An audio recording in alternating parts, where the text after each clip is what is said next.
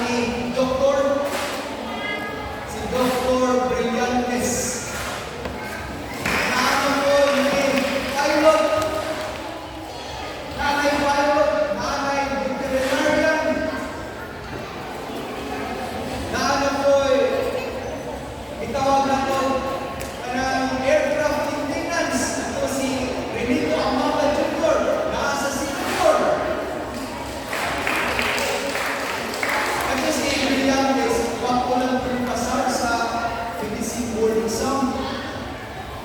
And the other first graduate is ang akong anak na babae who is already a nurse dito sa United Kingdom. Graduate po siya dali o grade 6. First graduate sa grade 6 dali sa LCSI. So, naghanap ng mag-graduate sa LCSI. Kung ang nagtawag ang preschool sa LCSI is already 40 years. Tingnan na katulad ang preschool, almost 40 years ang preschool sa LCSI. Pinipay dito sa paanan niya siya pagsunod na sa grade 1.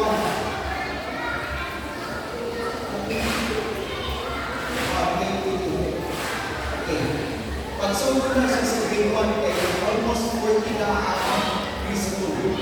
Kani siya, i-guess ko siya sa set o sa 22 years. So, kami magpasalamat sa inyong mga ginagawa for bringing your children to this LCSI. And someday, what you are wearing today will somehow become a reality in the coming years. I hope that kanang mga lawyers na to, kanang mga seaman, mga pilot, mga engineers, mga police, mga army, teacher, dentist, o kubay mga profession. What I can say is dream high and make a difference in this world. And don't forget to trust God. You cannot reach your dream without the help of God. Dream high, dream with God, and you will surely make a difference in the world of work. Let me pray for you as I end this message. I request mga bata sa pagtindo, all Christians to stand, and let me pray for you. Okay, let's pray. Our gracious and loving God, we are thankful, Lord, even for these pupils. They have big dreams. They have big ambitions in their life of what they want to be in the future. But Lord, it's our prayer that you will bless them, Lord.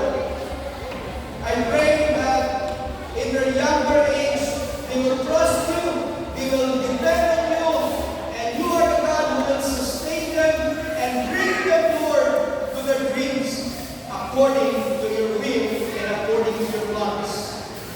Lord, I pray that thou shalt bless sa ilang parents, give them the wisdom, give them, Lord, the strength in training, in loving, and also teaching also their children. Kabagi sila Ginoo. And I pray that you will protect this family as well. Help them, Lord. And I pray that you're going to continue to empower these children as they will move on to their studies until they reach the what we call success and even up to the peak of their dreams. Thank you, Lord. We ask all these things in Jesus' name. Amen.